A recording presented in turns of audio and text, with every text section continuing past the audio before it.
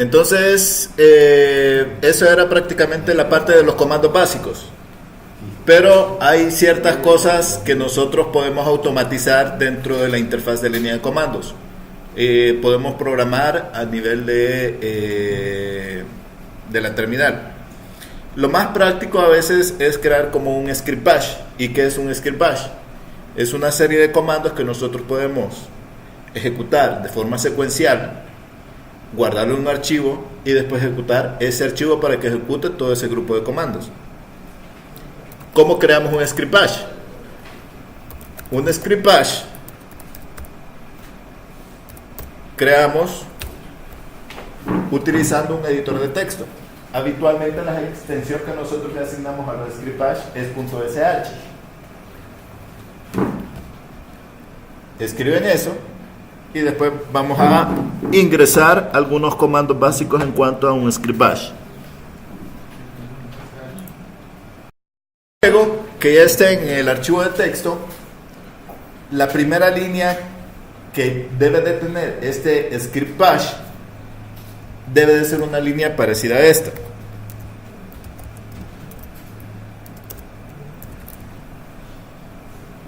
Signo de numeral, signo de admiración cerrado, pleca bin, pleca bash. ¿Qué quiere decir esto?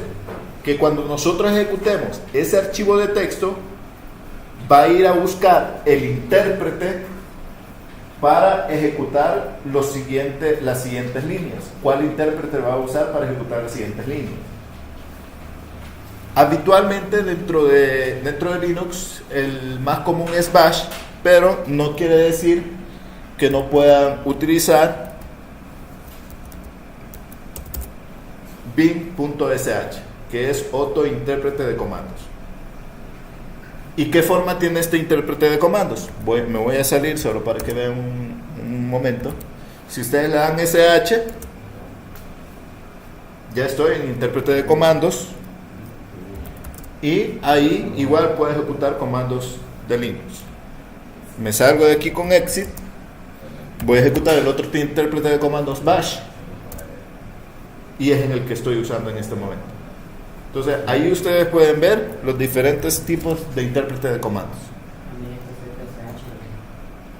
Los que vimos al inicio en la otra presentación. CSH, TZH, no sé. Hay varios ahí de dónde escoger. Entonces el más habitual que nosotros vamos a ver o es bin sh o bin bash. Nosotros vamos a utilizar el bin bash. ¿Cuál es la diferencia entre ellos? En cuanto a ejecución de comandos, ninguno.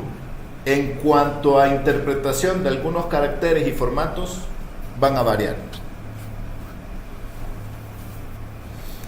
Entonces, ¿qué es lo que podemos hacer aquí? Todo lo que podemos hacer en la línea de terminal. Por ejemplo, imprimir donde estoy en ese momento. Lo guardo. Me salgo y ahora si nosotros vemos los permisos de ese archivo, solo tiene permisos de lectura. Si yo quiero ejecutar ese archivo para que me ejecute los comandos de adentro, lo puedo hacer llamando al intérprete directamente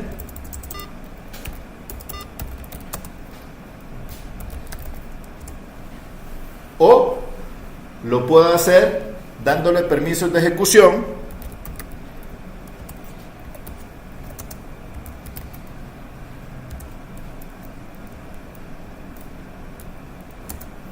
y luego ejecutar ese archivo. Para ejecutar un archivo ejecutable, valga la redundancia, utilizo .pleca y el nombre del archivo y da el mismo resultado.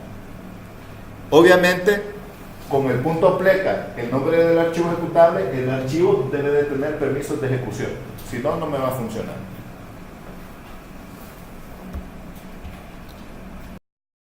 Bien, con eso nosotros podemos automatizar ciertas cosas, ¿verdad? Comprimir archivos, renombrar, mover, copiar.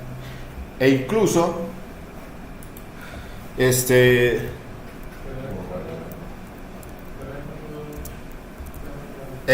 nosotros podemos poner mensajes, ya sea para nosotros mismos. Eco, imprimiendo el directorio actual.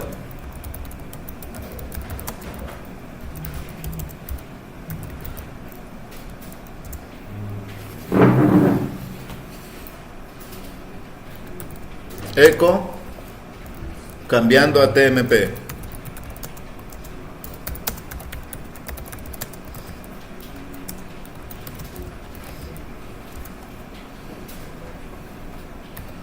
Eco, creando archivo temporal.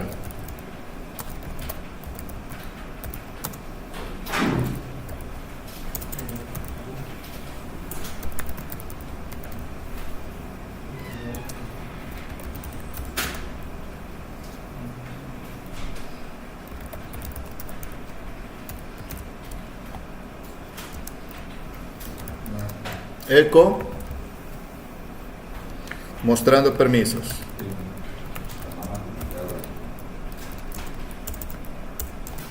De archivo temporal.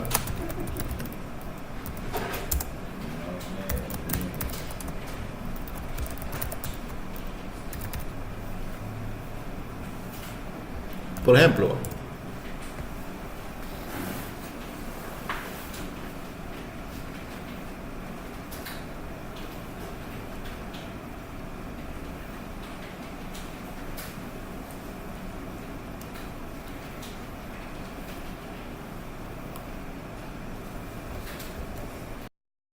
muy bien, entonces prácticamente lo guardamos.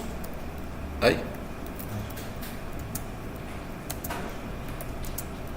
Y lo ejecutamos. Todo en una sola vez. Y si nos vamos a ver el directorio TMP, que es donde nosotros le dijimos que creara el archivo, aquí está el archivo que creó.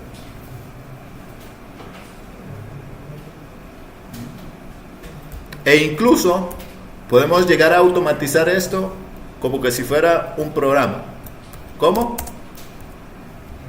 Creando variables.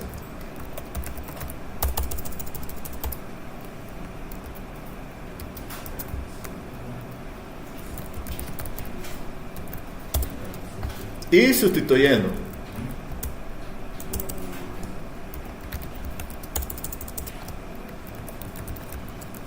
Ahí dice archivo.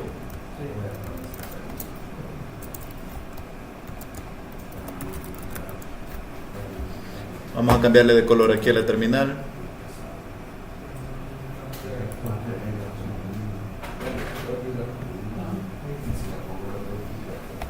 Y en teoría debería de imprimir el mismo resultado.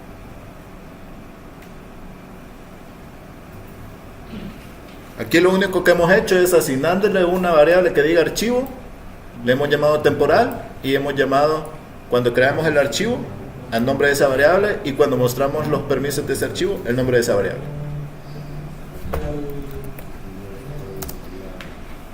Simple. Solo aquí recapitulando,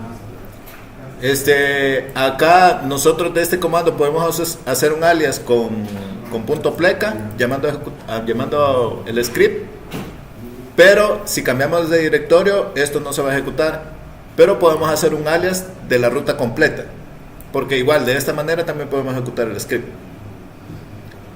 Entonces, pero el bash no llega hasta ahí solamente. Una de las cosas interesantes que uno puede hacer aquí es, por ejemplo, ejecutar ciclos o ejecutar sentencias de condición.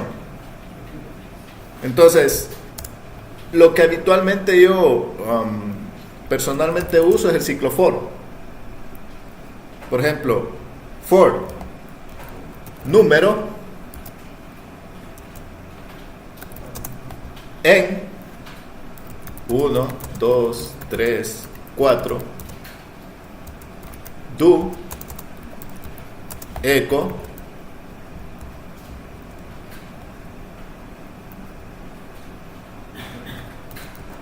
número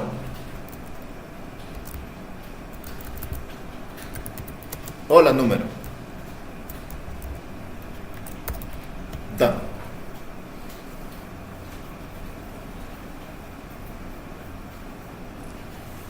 Si todo sale bien, nos va a imprimir todos los números.